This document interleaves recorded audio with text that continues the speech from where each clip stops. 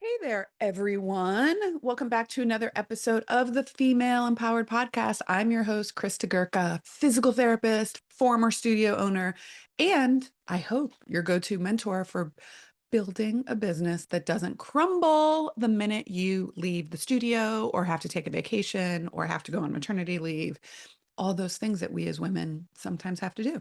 In today's episode, I'm going to be talking about something that most of us small business owners don't even realize should be part of our systems and processes until we have a bad situation or we have an issue. So today we're talking about offboarding a staff member, whether they resigned or whether you let them go, and what that offboarding process should be. So we talk a lot, or I've spoken a lot and given a lot of advice about onboarding and how that should be a system and a process and a replicable so everyone gets the same experience.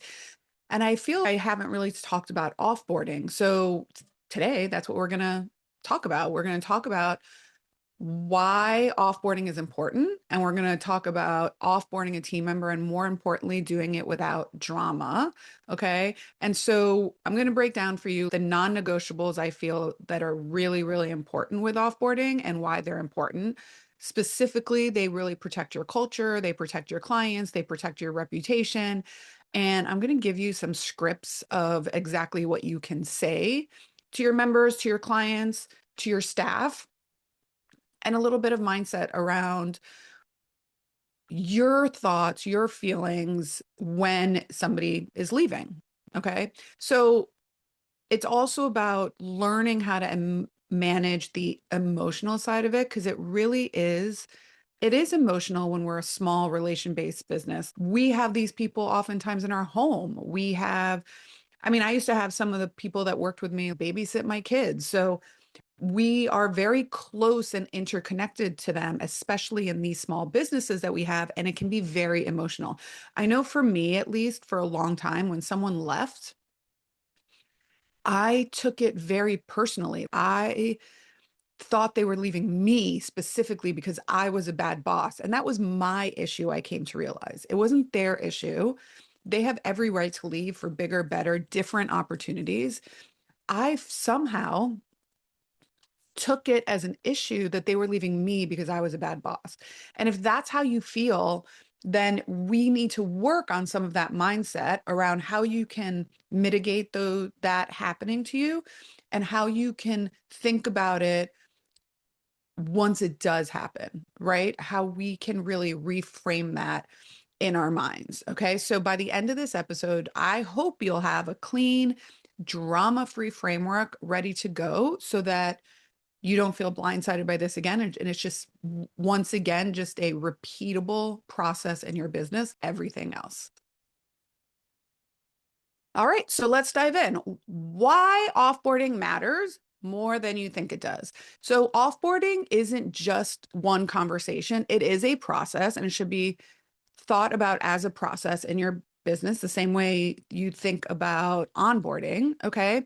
And here's what I want you to hear and what I want you to take away from this in this episode. How someone leaves your is just as important as how they join it. It sets a precedent. Okay. And if you don't do it correctly or properly, or if you don't do it at all, here's what could typically happen. Clients sometimes get confused, especially if it's something really quick. Gossip can start amongst your clients, amongst your team, amongst your staff. Staff does feel destabilized. You scramble to fill classes, and sometimes maybe clients do follow that staff member, that team member, not necessarily because that person, and I'm doing this in air quotes for those of you that are just listening, stole them, but because you didn't have a good transition process. You didn't have a solid framework for which to offboard this person. And I'm talking about both when someone resigns and when you let somebody go. Okay. So as we get into the steps today, I want you to remember that offboarding is part of your leadership. Okay. It's protection for you, your team, your reputation. And it's a huge part of maintaining a very stable ecosystem in your business where everything is a process. People know what to expect. Everyone kind of falls in line. It creates stability in your business. Okay. So here are some of the must-haves that I non-negotiables, especially, this is especially if someone resigns, you must get it in writing. You have to get a written resignation, and preferably in an actual document so that you can save it. It's okay in an email, but I would even prefer an email that has a doc in it. So a Google Doc or a Word doc or something like that. Okay. So if they tell you in person, hey, I want to talk to you, which is very professional, I'd love to talk to you about this.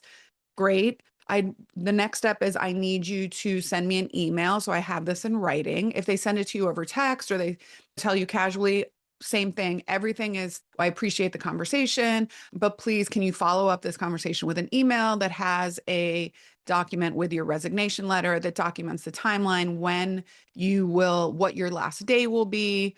And it really it protects you legally, number one. It prevents confusion, and it prevents that whole he said, she said, oh, well, I didn't say that, or I didn't, this was going to be my last day, or I didn't know this. And anything in writing, I just think everything in writing protects everyone, protects them and protects you.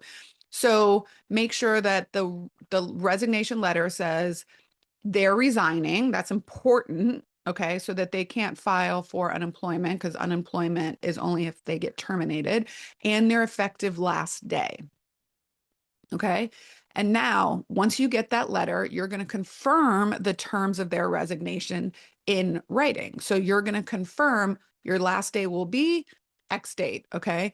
Expectations during this next period, which we're going to talk about now. What will happen with their schedule in the interim? What will happen with their final paycheck? And then what access, you're going to look at what access they have within your company. So do they have access to the scheduling platform? Do they have access to bank information? Do they have certain passwords? Okay.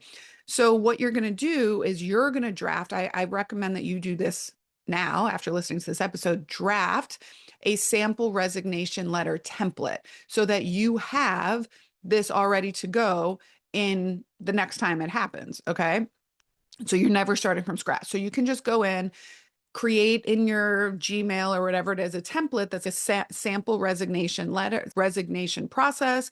And then you can kind of already templatize it. I don't know if that's a word, with here's your last date. Here's what will happen in the interim. Here's going to be our offboarding or exit interview. This is what you can expect in the next, I don't know, hopefully it's 2 weeks or longer. Okay. The next thing is, so you definitely want to get it in writing. That's number one. Then you want to confirm in writing to them. That's number two. Number three, especially during you do an exit interview with them. It can be in person, it can be over Zoom. And in that exit interview, you're going to have them sign what's called a separation agreement. Okay.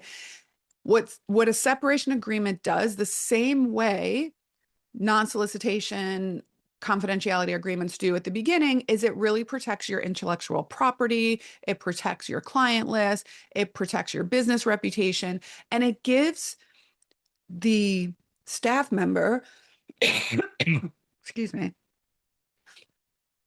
it gives the staff member a clear understanding of what they're still, sorry, take a little sip of water, what they're still responsible for, and that they're still committed to the contracts that they signed at the beginning. Okay.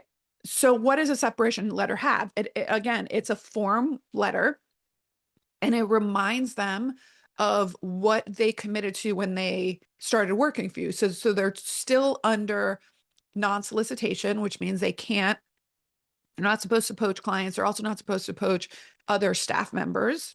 Okay. They're on a non-disclosure, still under a non-disclosure agreement, which means they can't talk about your processes and stuff. And it just reminds them, hey, remember you signed all this stuff at the beginning. We just want to remind you that you are still committed to these agreements.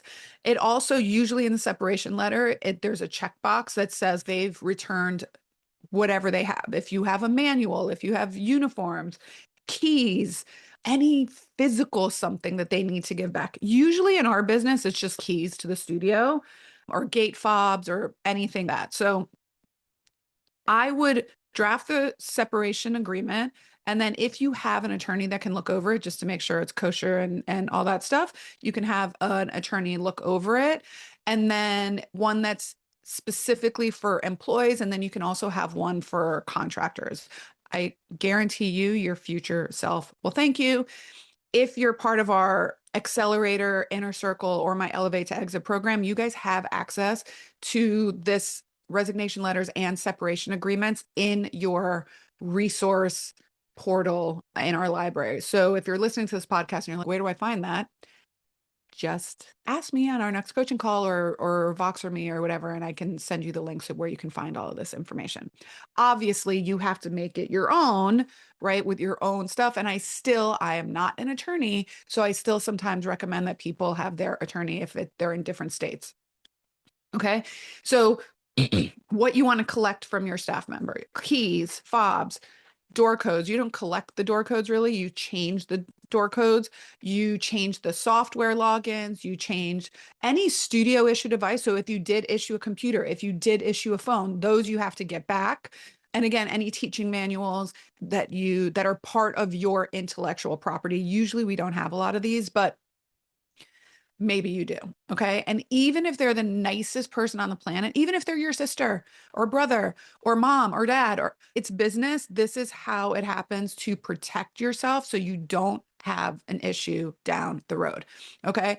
Changing codes or logins, it's not personal, it's business. It's how you protect yourself. And by the way, you should change your codes periodically. Anyways, I know that sounds daunting and awful, but it's good business practice.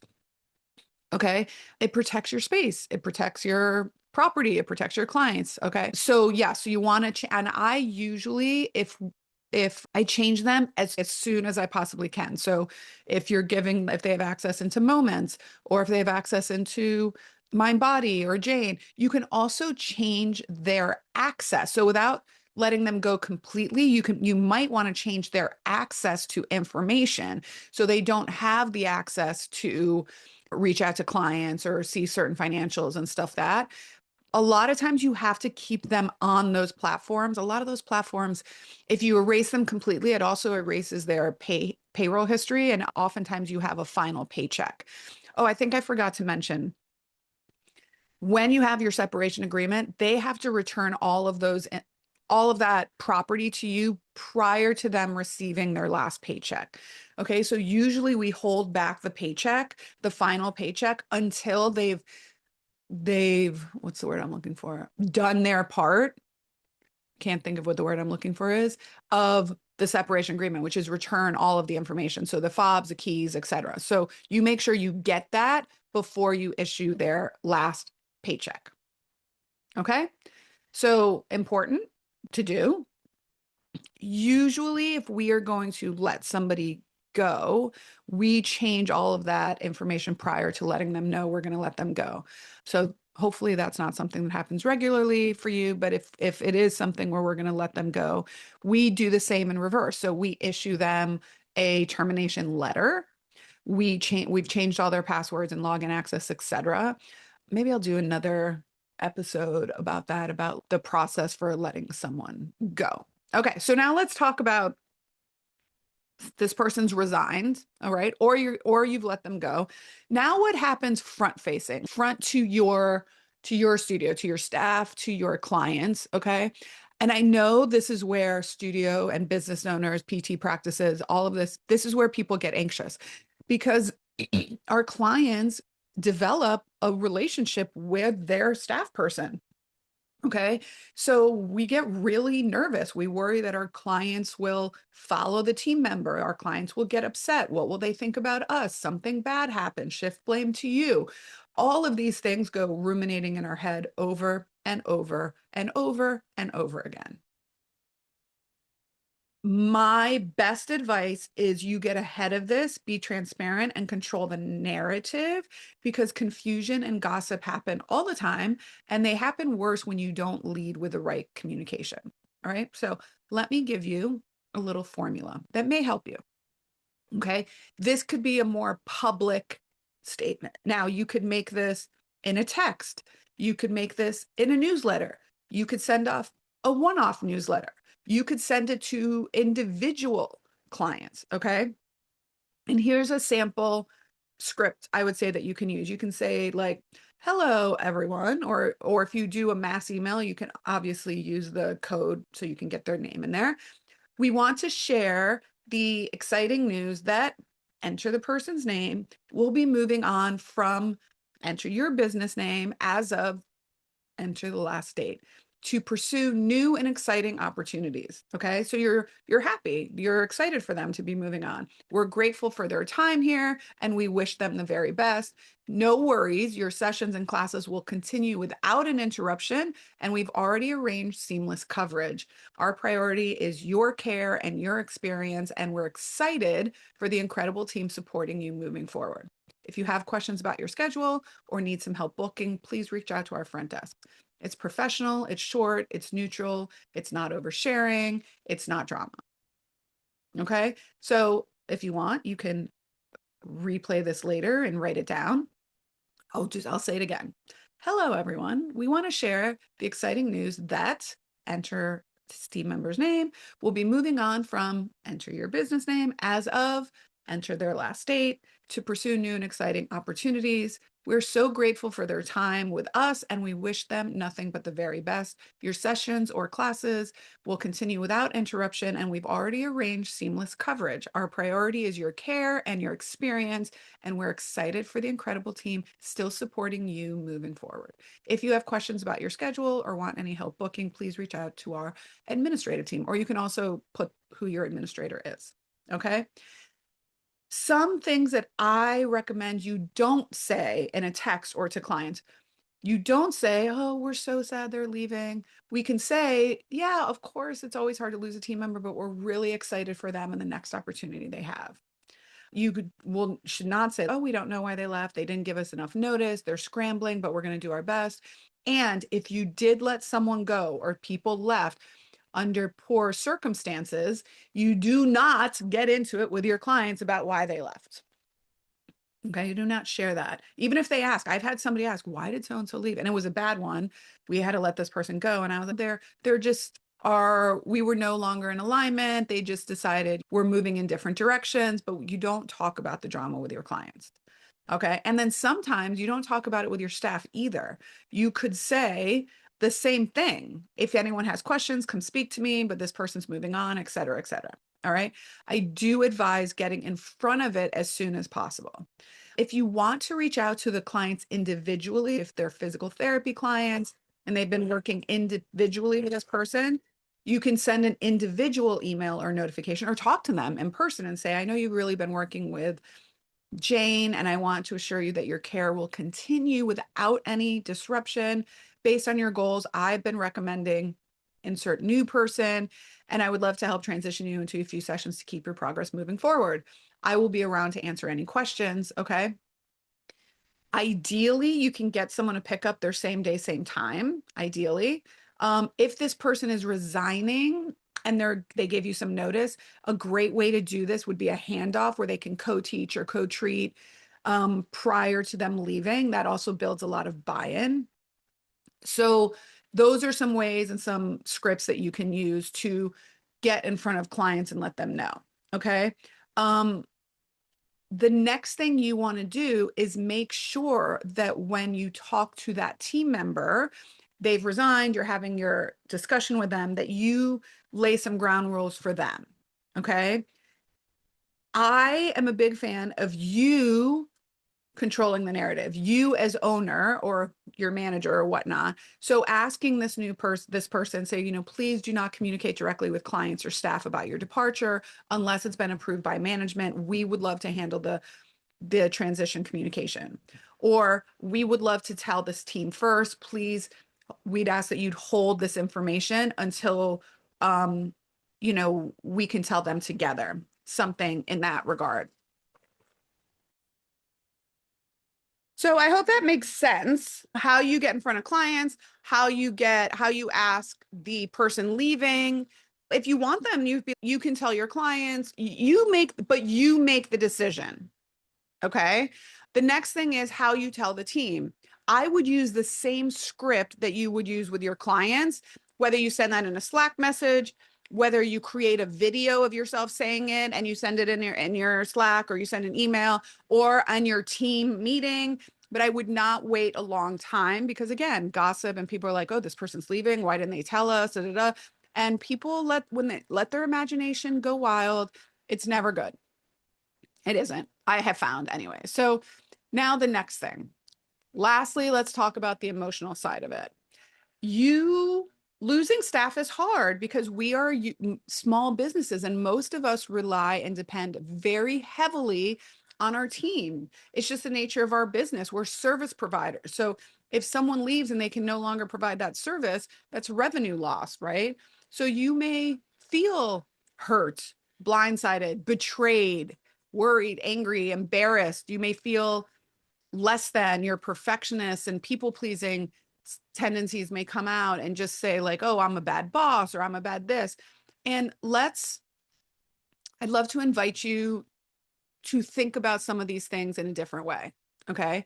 People leaving is not at all a reflection of our worth as an owner. It isn't.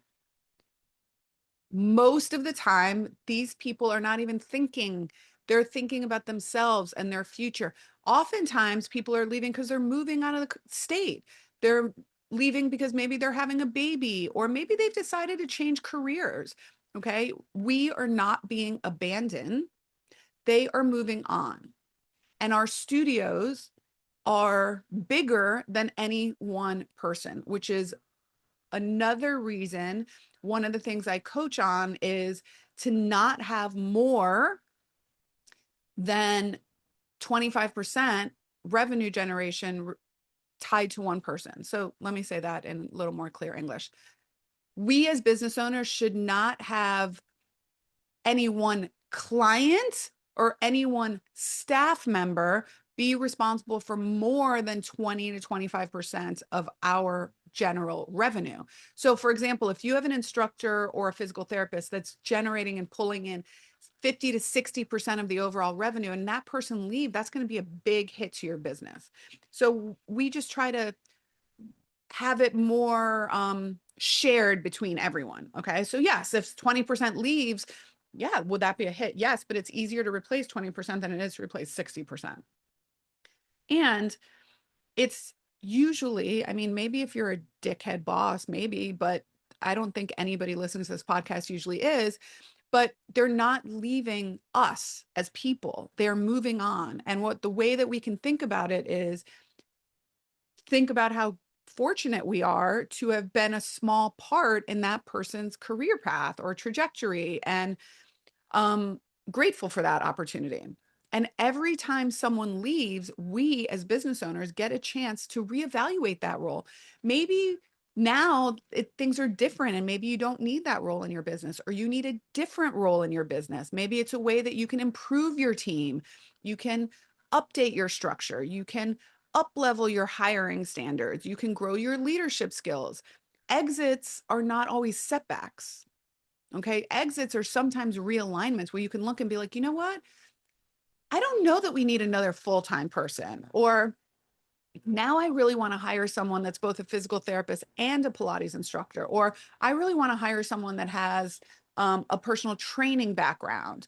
Or I want to hire someone now that can go to both of my locations, or can work nights and weekends. Or you can decide to eliminate that role altogether. So there are times when people leave, your knee-jerk reaction might be to fill that role right away. And sometimes I really recommend to people is like, sit in it and really see what is your business going to be like without this person?